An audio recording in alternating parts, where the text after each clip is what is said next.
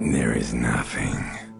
Only warm primordial blackness. Your conscious ferments in it. No larger than a single grain of malt. You don't have to do anything anymore. Ever. Never, ever. Never, ever, ever, baby. An inordinate amount of time passes. It is utterly void of struggle. No ex-wives are contained within it. You got it, sweet brother. Nothing upon nothing upon nothing. I know you do, baby. I know. Coming right up, sir. Smooth passage. Do you really? You wouldn't like it if I told you what was back there. Why'd you think you had to bludgeon yourself into oblivion? Or did you not sense yourself marinating? Poured so much on yourself, got a bit carried away, did we, Chef? Fear and apprehension. You should ask what's out there first.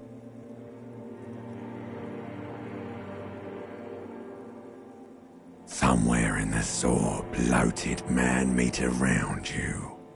A sensation. Like a fly to the ointment, your conscience sticks to it. The limbed and headed machine of pain and undignified suffering is firing up again. It wants to walk the desert, hurting, longing, dancing to disco music.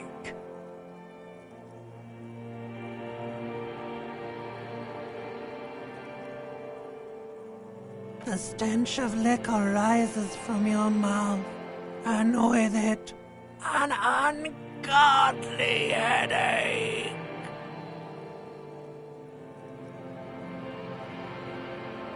A fiery streak penetrates your skull, trying to force your eyes open. It's a sound, a clarion call.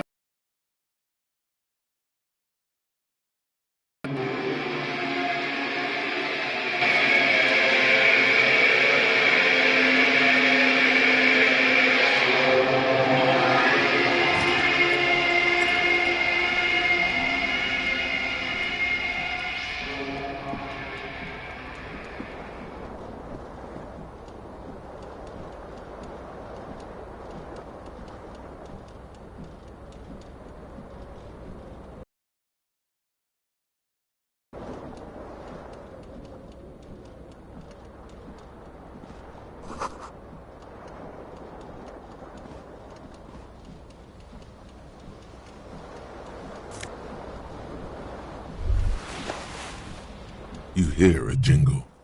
It says, whirling in rags, on the aluminium keyring. There is a single key on the ring. The number 1 is etched on it. It should open the door.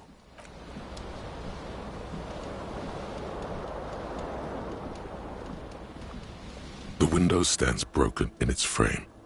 Cold wind blows in. The shards face outward. Whatever broke this window came from the inside.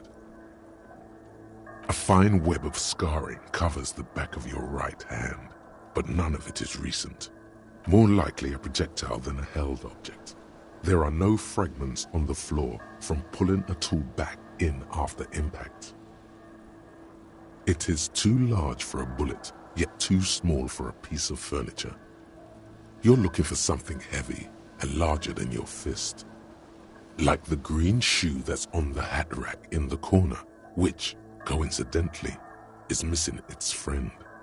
Congratulations, you smashed the window with your own shoe. Now you only have one. A cool wind gushes in. Your toes curl up from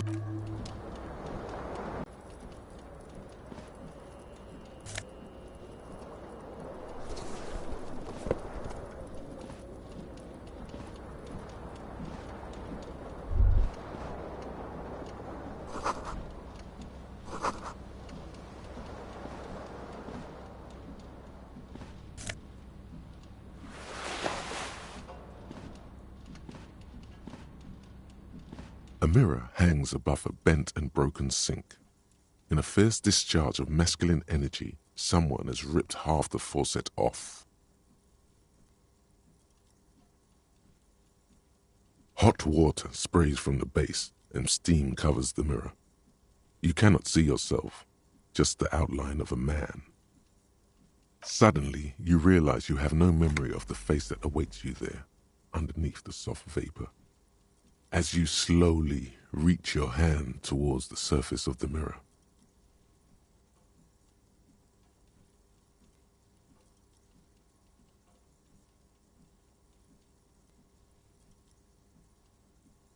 abort. You clearly have not thought this through. You won't like what you see there, and you will never unbecome it. Yeah, there is definitely something wrong with it. Where to even begin? Bet you are. Your nose feels like a small balloon in the middle of your face. It hurts when you honk it. It doesn't appear to be a particularly tiny nose either. Not with all the drinks it's absorbed for you. It's not. It's swollen and snail-like, wriggling between your fingers. Don't be scared. It's only your face. Behold. You have no idea who this thing is, do you? It appears you're also dead. There's clearly rigor mortis on your face. Oh wait, is that an expression? Are you trying to make an expression with that face? Why? Please stop. It's horrible. You can't, can you? It's like it's not even voluntary anymore. You have worn that grin into your face, and now it won't come. What does it even mean? What is the emotion you're trying to convey?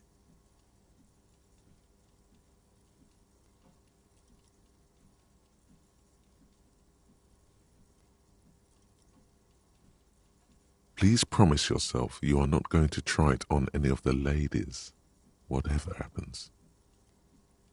That's right. Not even yourself. Go ahead, try something. It's not an order. It belongs in the new, the third decade of the current century. Enough time had passed from the failure of the revolution that, for a fleeting moment, free market economy seemed like the ultimate, uncontested way of life for our species. Things were good.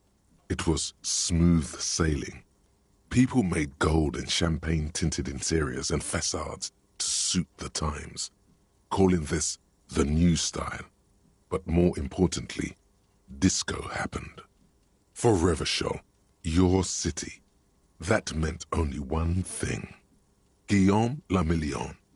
Out of the dazzling swirl of disco music, in an open-air boîte de nuit, somewhere in Revachol West, Guillaume's blonde mane appeared on the screen. He sang some bullshit. Then he made the expression.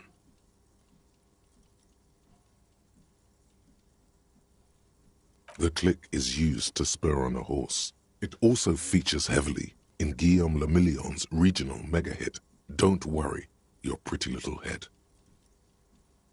You have some understanding of the recent history of disco. The rest is darkness. Everyone loved it.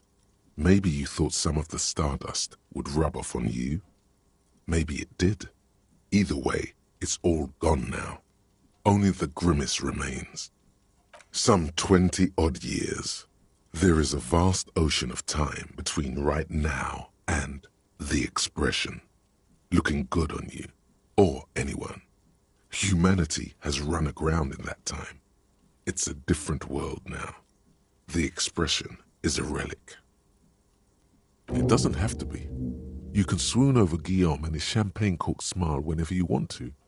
Maybe some of the stardust will return. It's too late. Like an image on film. The expression belongs to your primary motor cortex. It would take a minor neurological miracle for you to cease producing it.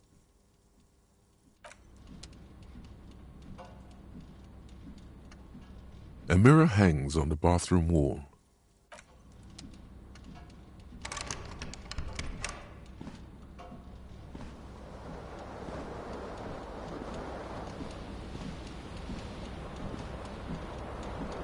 This fan has two chain pull switches. One end, you swoop up and catch the top. What you have in your hand is a truly...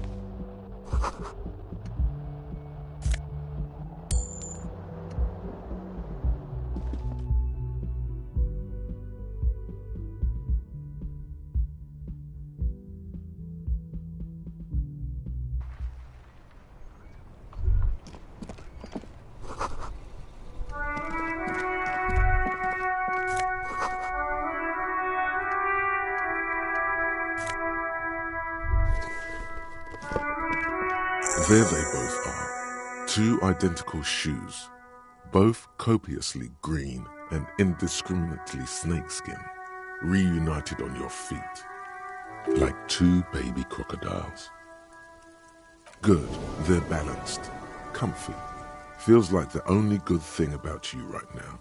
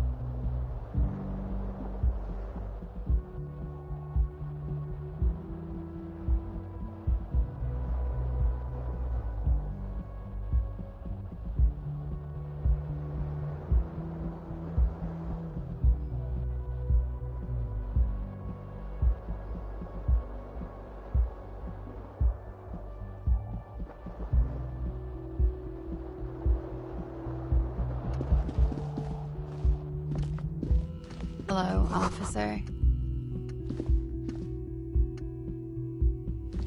The young woman raises a cigarette to her lips. Her eyes are brown and her face is speckled with birthmarks. She can't be more than 28. No. Because you're a police officer, sir. Okay, cool. I won't.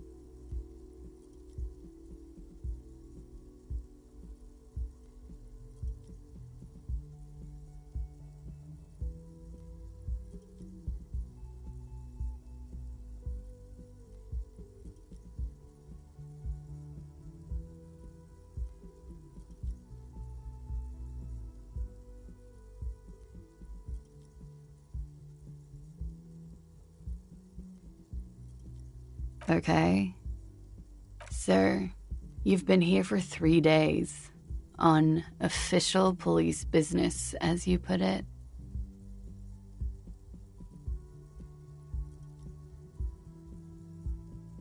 Couldn't say. In truth, so far, mostly drinking.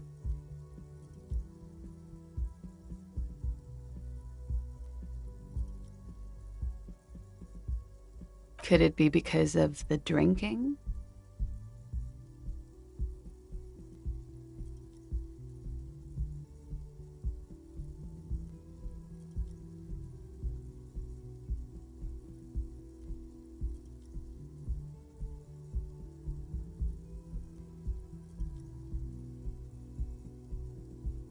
She hasn't had time to put her makeup on. This is her morning cigarette. She looks tired, her beauty waning faster than it ought to at her age. Don't be so harsh on yourself. They let almost anyone be a police officer. The words have already left your mouth.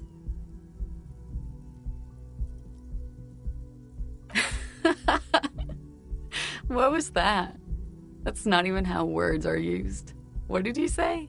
Come on, say it again. Come on, man. Pretty, please.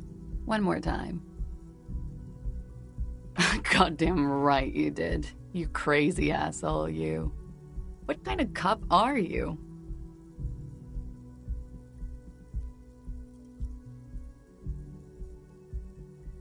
Okay, that's cool.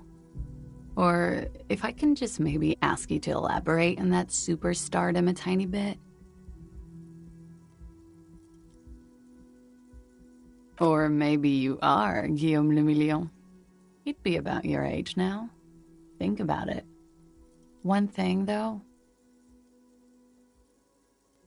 It's gonna suck for you later when you have to interrogate me.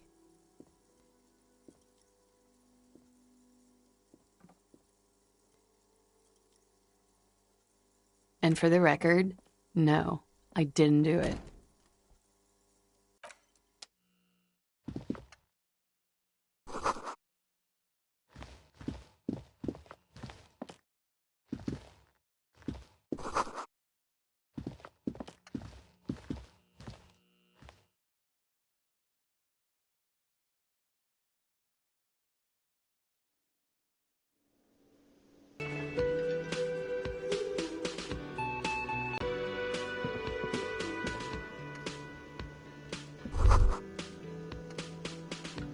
You should totally sing karaoke here, the first chance you get. Your emotions need to be expressed. People need to know your vast, oceanic soul. Of course, at this point, precise measurements of your soul can only be performed from the outside. It needs to be heard, through a PA system, by other people.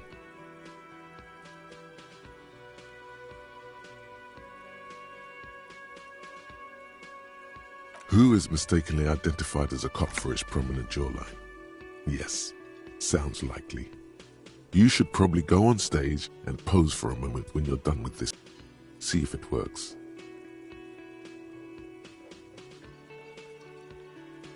You will wreak havoc with it. No, don't sing the happy song. It's stupid. Sing the sad song. It's profound.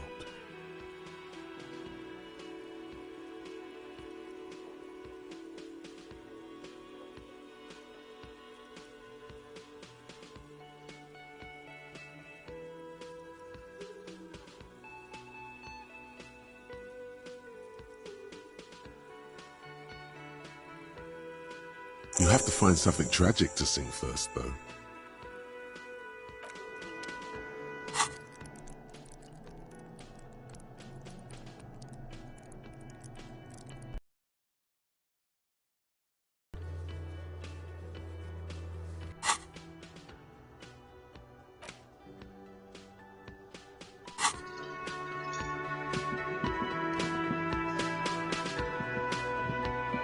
A man in his late 20s stands behind the camp. A competent looks like the bird was ripped off the shield that was used to mount it, most likely on a wall.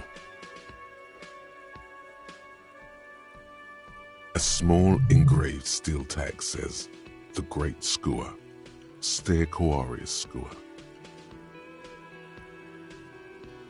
Look, your buddy is over there.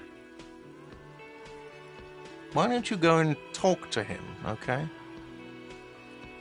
He pretends not to hear you, concentrating on the bird instead.